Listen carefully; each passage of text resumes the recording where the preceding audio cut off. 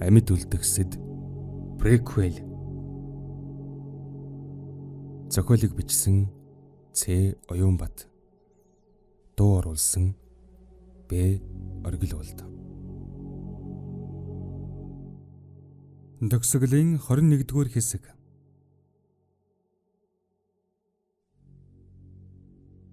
Улаанбаатар хот зомбинуудад асар хурдан эзлэгдсэн юм.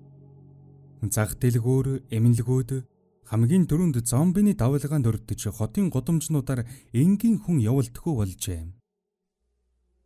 Амьд үлдгэсэд гэр орондоо нуугдж бөгж, зарим сүхэтэй нэг нь худалдааны төв дэлгүүрийг өмчилж аван амьд үлдэх гэж зүтгэж байв. Удаан хугацаагаар гэр орондоо бөгж амьд үлдэх хүсэлтийн автсан иргэд дэлгүүрийн лангууг хоосолж байв.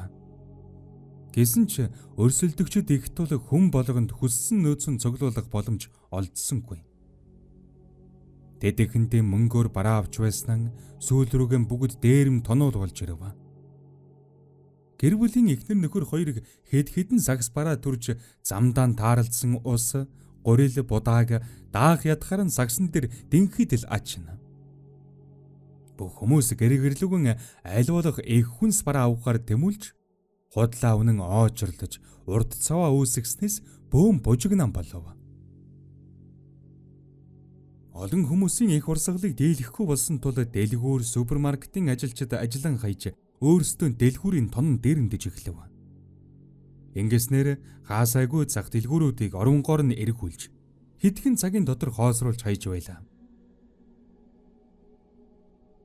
Хууль хяналтынхан энэ бүх зах замбраагүй үүмэнд хяналт тавих гэж оролдогч хот дотор хаасайгүй бий болж байгаа тахлын дэгдэлт дээр ажиллаж хүн хүч нь хаанч хүрэхэн болжээ. Хүнс барааны дэлгүүрүүд хямарснаар бусад салбарууд ч дадагдан орж тог цахилгаан, харилцаа холбоо, алдаг оног ажиллаж эхлэв. Тагнуулын ерөнхий газрын эхнийг болон хотод цөөн үлдсэн цэрэг цагдаагийнхнийг засгийн газрын ордонд дуудажээ. Учир нь дайны хажуугаар дажин гэгчээр сөрөг хүчнийхэн засгийн газрыг огцрохыг шаардсан эсэргүүцлийн жагсаалыг Чингисийн талбай дээр хийж эхлэв. Тэд төрийн ордонг тойр үлэн барьсан хашаануудыг нураахыг оролдож, дотор талаас нь хуягтуулан автомат буудаа цэргүүд хий буудан тараахыг оролдоно. Тагнуулын ерөнхий газрын дарга ажилчдтайхан ордон дотор уулзалт хийж байв. Тагнуулын ерөнхий газрын дарга хотын ойролцоог болон холын аймагуудаас татсан айрмын цэргүүд цуваагаар хотын гадна сүрсэн тухай мэдээлэл авлаа. Хүнд зэвсэг техник айрмыг дийлэнх цэргүүд ерөнхийдөө байхгүй болсон. Дотор нь нэг л халдвар гарвал цаашаа гэрлийн хурдаар тархаж байна. Та бүхнийг дуудсан шалтгаан бол төрийн ордныг хамгаалуулах. Бидэнд хүн хүчний асар их дутагдaltaй байна. Ордны гадаа сөрөг хүчнийхэн засгийн газрыг огцруулж төрийн эрхийг гартан барих шаардлага тулгаж байна. Гэтэл ийм игзэгтэн үед төрийн эрхийг солино гэдэг байж боломгүй асуудал. Одохгүй цагдаагийн ерөнхий газрын дарга жагсагчдтан уулзаж жагсаалыг тараах хүсэлт өгөх болно. Тэр хүртэл та бүхэн төрийн ордон доторх хамгаалтыг хариуцна. Буу зэвсэг та бүхэн тарааж өгөх болно гэв. Үнэхэр чудалгүй цагдаагийн ерөнхий газрын дарга жагсагч нартан уулзалт хийлээ. Сөрөг хүчний тэргүүн Монгол улсад минь тахал дэлгэрч байхад одоогийн төр засгийн тэргүүнүүд хангалттай сайн ажиллаж тархалтыг зогсоож чадаагүй тул яг одоо Монгол улсын ерөнхийлөгч, ерөнхий сайд, засгийн газар бүрэн бүрэлдэхүүнээр огцорч засгийн эрхийг бидэнд шилжүүлж өгөхийг бид шаардж байна. Улаанбаатар болон бусад аймагуудад тахал замбраахан алдаж нийгэм эмх замбраагүй болж байна. Бид засгийн эрхийг авсан даруйдан бүх зүйлийг номонд нь оруулах болно гэв. Цагдаагийн ерөнхий газрын дарга онц байдал зарласан үед жагсаал цуглаан хийх хоройтой байдаг. Тиймээс та бүхэн яг одоо тарж гэр гертэн харахыг хүсье. Гэр бүл өөртөө санаа тавьцгаан халдвар авахгүй байхыг бодох нь хамгийн чухал. Хэрв 30 минутын дотор өөрсдөө тарахгүй бол хүч хэрэглэн тараах болно гэд ордны хаалга руу буцаж орохоор завдав. Түүний үгийг сонссон жагсагчид тал талаас эсэргүүцсэн орилж хашгиран эсэм бусын зүйлс шидэлж гарав. Төрийн ордны хамгаалтынхан цагдаагийн ерөнхий газрын даргаыг хамгаалтандаа авч додогш орууллаа. Талбай дээр жагсагчид бүр жолноор нэмэгдэж хэдэн мянгуулан болжээ. Тэдний ихэнх нь тахалбал төр зуур дэлгэрээд буцаад байхгүй болох буюу эмчлэгдэх өвчин, тиймээс ч заавал карантинж хүчээр шийдэд байх асуудал биш гэж үзэгсэд байжээ. Учир нь тэд халдвар авсан зомбинуудын талаар зурагт интернетээр л үзснээс биш биеэрэн халз тааралдаж үзээгүй хүмүүс байв. Тэд төрийн ордныг тойрон гороолж эхэллээ. Явган нь эсэргүүцлийн уриал оозон барьж машинтай замын хөдөлгөөнийг хааж чангаар сигналдаж эсэргүүцлийн илэрхийлнэ. Тэд нэгэн дуугаараа засгийн газар огцор, ерөнхий сайд огцор, ерөнхийлөгч огцор хэмээн чангаар нэг хүн шиг хашгирцгааж байв. Төв талбай дээрх олон хүмүүсийн дуу хоолой, үнэр, ойролцоох нөхсөв, барилгын хонголдох зомбинуудын анхаарлыг татж эхэлжээ. Холоос цусан улаан нүдэрийн сөрөг хүмүүсийг ажиглаж, хамран сардалзуулан эрүүл хүмүүсийн цусны үнэрийг авч ойр цоцгож байлаа. Төрийн ордон дотор төр засгийн томчууд цуглан нөхцөл байдлыг ярилцаж байв. Нэгэн генерал ийхүү тайлагнаж байв. Хилийн аймагуд руу явуулсан айрам ротынхан бүгд сүрсэн. Тэднээс холбоо ирэхэ болсон. Хоттой ойролцох ротуудыг төрийн ордон руу дадаж байтал дунд нь халдвар гарснаас 22-ын товчооны ойролцоо цэргүүд амиа алдан халдвар авч зам дээр 100 гаруй хоёрт танкууд гал дөрдөн сүрлээ. Додрон халдвар гарснаас тэдэнтэйгэн байлдаж мөн халдвар авч ухаан солиорсон танк хоёртынхан ирүүл байгаа хүмүүс рүүгээ дайрснаас тэнд бүгд өнөө өглөө сүрсэн гэдэг мэдээг хүлээн авлаа. Төрийн холбоо болон бусад гар утасны сүлжээнүүд тасалдаж бусадтай холбогдоход асуудал гарч байна. Ерөнхийлөгч Орос улсаас цэрэг техник эрүүл мэндийн тусламж хүссэн боловч дотроо нь томоохон хотуудад халдвар гарч тэдэнтэйг тэмцэж эхэлсэн болохоор манайх руу явуулах боломжгүй гисэн. Хятад улсыг та нар мэдж байгаа. 2-7 хоногийн өмнөөс дэлхийн бусад улсуудтай ямар ч холбоогүй болсон. Хэмэл дагуулын зургуудаас харахад хаа сайгүй төмөр дэлбэрэлт гарч цахилгаан станцууд нь ажиллагаагүй болж том хотууд нь харан хов агуулсан. Япон болон өмнөд Солонгос улсууд руу манайхнаас ниссэн онгоц халдвартай хүмүүс гарч нисэх буудлуудад өвчнөн тарааснаар манайхта агаарын замуудаа бүрэн хаасан. Армийн генерал манай Чингис хаан олон улсын буудал зомбинуудад бүрэн эзлэгдсэн. Зомбинуудаас цэвэрлэх зорилготой цэргийн ангийг явуулсан боловч мөн холбоогүй болцгоосон. Бид тэднийг мөн халдвар авсан гэж үзэж байгаа. Гадагшаа агаарын замаар хаашааш нисэх боломжгүй болсон. Түүнийг ийхүү хэлж байтал гаднаас нэг офицер сандран орж ирлээ. Тэрээр талбай дээр жагсажсэн жагсагчид руу зомбинууд дайрч халдварлуулан асар олон хүмүүс зомби болон хувирч байна. Амьд хүмүүс тэднээс зүгтэн хашиг таван орох гэж байхдаа зомбинуудад бариулж хувирчсан орж иж байна гэв.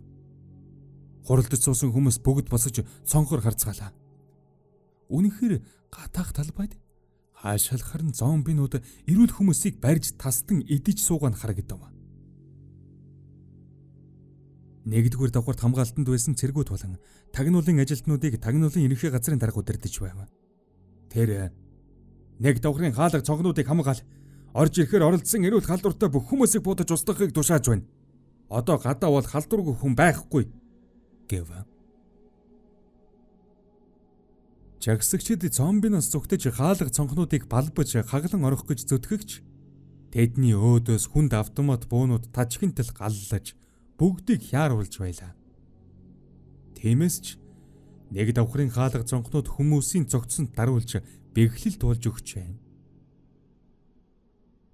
Баяра бусдын хамт хаалга цонхоор орж ирэх гэсэн зомбинуудыг устгаж буудсаар байв. Хэдэн цагийн дараа тагнуулын ерөнхий газрын дарга түүн дээр ирж чухал даалгавар өгөв. Монгол улсын ерөнхийлөгч ерөнхий сайдыг удахгүй Ми-18 нислэг тэргээр аюулгүй газар руу хөөргөхөр болсон тул чи тэдний хамгаалтанд ажил. Тэд хөвч таагаад байх Минжин ханган застав руу хүрэх юм. Тэднийг хөөрсөн даруйд засгийн газрын бусад томоохон албан тушаалтнууд машинаар төрийн ордноос гарцгаах юм. Одоохон оч гэв. Баяра төрийн ордны гадаах талбайд очиход эргэн тойрныг хуягт машинуудаар таглан нисдэг тэрэг бууж хөрөх талбай бэлдсэн байв. Удалгүй ордноос ерөнхийлөгч, ерөнхий сайд болон бие хамгаалагчид гэр бүлийн цөөн хэдэн хүмүүс гарч ирцгээв. Тэдний гарч ирж байхад хаанаас ч нэг зомби гарч ирэн нэг бие хамгаалагчтай зууралдав. Тэр зомбиг баяраа очиж буудаж унаган тэдний замыг чөлөөлжээ. Ми-18 ч тэнгэрт хуржигнэн сэнсэн эргэлдүүлсээр аажуухан доошлов. Ерөнхийлөгч болон бусад хүмүүсийг нисдэг тэргэнд суулгаж хамгийн сүүлд бие хамгаалагч нь сун нисдэг тэрэг хөөрлөө. Харин сүлдэж суусан бие хамгаалагчийн шилбэнээс цус гоожж угаагч хэн ч анзаарсангүй. Нисдэг тэрэг агаарт хөрсний дараа бие хамгаалагч зомби болон хувирч нисгэгчнэр лүү тайрчээ. Хүзүүндээ зомбиноос хазуулж сүнжлүүлсэн нисгэгчийн ухаан балартаж залууран алдав. Харин нэгдүгээр нисгэгч гар бууган гарган зомби руу буудсан боловч чамархааг нь хальт онож зомби түүн рүү үргэлжлүүлэн дайрлаа. Газарт үдэж гаргасан хүмүүсийн нүдэн дээр Ми-18 нисдэг тэрэг хэдхэн минутын дотор удирдлагын алдан талбайн зүүн талын өндөр барилга руу мөргөж сүрчээ. Нисдэг тэрэгнээс хэн чамд үлдсэнгүй. Нисдэг тэрэг газарт хэмхрэн унсан даруйд дэлбэрэлт болж үнс нуран болдлон шатжээ. Төрийн ордонд үлдсэн босод сайд, гишүүд, гоёмсог жэбнүүддэн сун нэгэн цуваа болж төрийн ордны хашаанаас гарцгаалаа. Гэсэн ч хамгийн ихэнд явсан хамгаалтын хуягт дээр хэдэн зуун зомби шамбаралдаж тугуунд нь орооцолцсноос цуваа цааш хөдөлж чадхааргүй гацж зогсжээ. Хуягтын дээр суусан цэрэг хүнд автомат бугаар ийш тийш суман дуустал галлсан боловч зомбинууд хуягт руу авирж гарan цэрэгийг амьдаар нь зулгаан тасар татжээ. Хуягтын араас явж байсан жипнүүдийн зоржигч нарт эмгэнэлтэй хөв тавилан тохиож бүгд зомбинуудад бариулан дунд нь уусан алга болов. Тагнуул ерөнхий газрын дарга хүн дээр шархтан хэвдэж байхтан баяраг хажуудан дуудав. Тэр гавиргандаа нэлээд сайн хазуулчихсан байгаа нь удахгүй бололтой. Тэрээр за баяраа минь. Улс орон ямар хурдан сөөрч болохыг бид нүдэрийн харцгаалаа. Ордны доошоо орсон тэр хаалгыг харж байна уу? Тэр хаалгаар ороод зойрын давхарт хамгийн баруун хойд талын нэгэн жижиг хаалга бий. Тэр дүүгээр орвол ордноос гаргах нууц хөнгөлвэ. Түүгээр гарч гэр бүлийнхэнтэй оч. Энд одоо чамд хийх ажил үлдсэнгүй. Чи эцсийг нь дуустал Монгол улсын төлөө зүтгэсэн гэдгээ санаж яваарай. Гэв. Баяраа аажуухан ёслоод зааж өгсөн хаалга руу алхлаа. Түүнийг алхаж байхад дарга нь гуйнаас гар бууган суглан гаргаж байв. Хаалга хаагдаг агшинд гар бууны дуу тас хийх сонсогдов. Тэрээр зомби болон хувиргаас өмнө тархиндан сум цоож өөрийг нь дуусгасан байв. Баяраа гонглоос гарч төрийн ордноос 1 км зайтай нууц байгууламжаар гарч иржээ. Тэр гэрдэн ожигсон гэхээс яаран тогтолж байв. Гэр бүлийнхэнтэйгэн уулзаагүй олон хонжээ. Тангар гөргсөн хүний хуваар төрийн ордноос алхамж голдож чадсангүй тул гэр бүл дээрэн очиж чадаагүй байсан юм. Түүнийгээр төв талбайгаас нэлээд хол тул гаруудсан гарган гэрэлүгэн залгасан ч гаруудсны сүлжээ бүрэн унсан байв. Тиймээс гэрийнхэнтэйгэн уулзахаар яарвчлаа.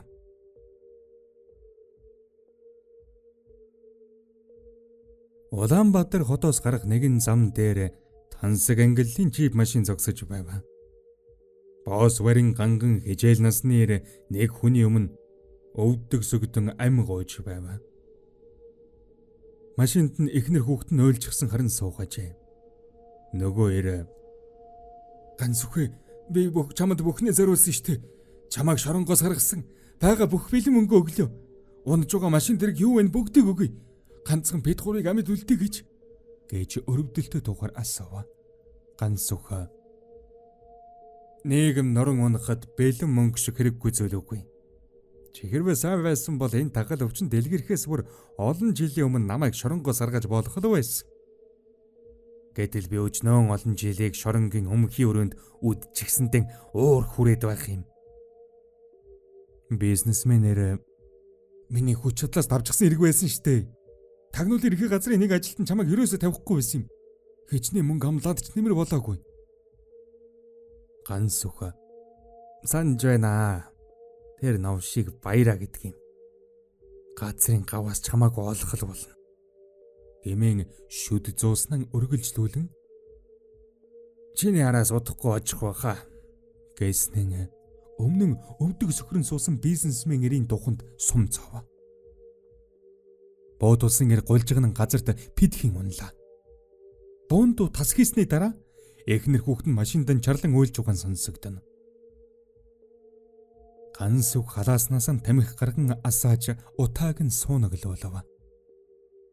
Хажуунаас нь түүний туслах ирж эхнэр хүүхдийг нь яах вэ гэхэд ганс үг тайвнараа намайг харж байгаа үсттэй. Юуг нь асуудаг юм. Хойноос нь явуул. Гэр бүлэрийн жаргалтай байна биз. Гэснэн үйл ялэг инээмсэглэв. Алсад Улаанбаатар хотын дээгүүр саарал утаан давхраг нэвсийн харагдаж хотын хаа сайгүй гал дүрлцэн хар утаан тэнгэр өөд суунаглаж байв. Төгсөв. Зохиолыг бичсэн Ц. Оюунбад. Дуу оруулсан Бад Дэлгэрийн оргил болд.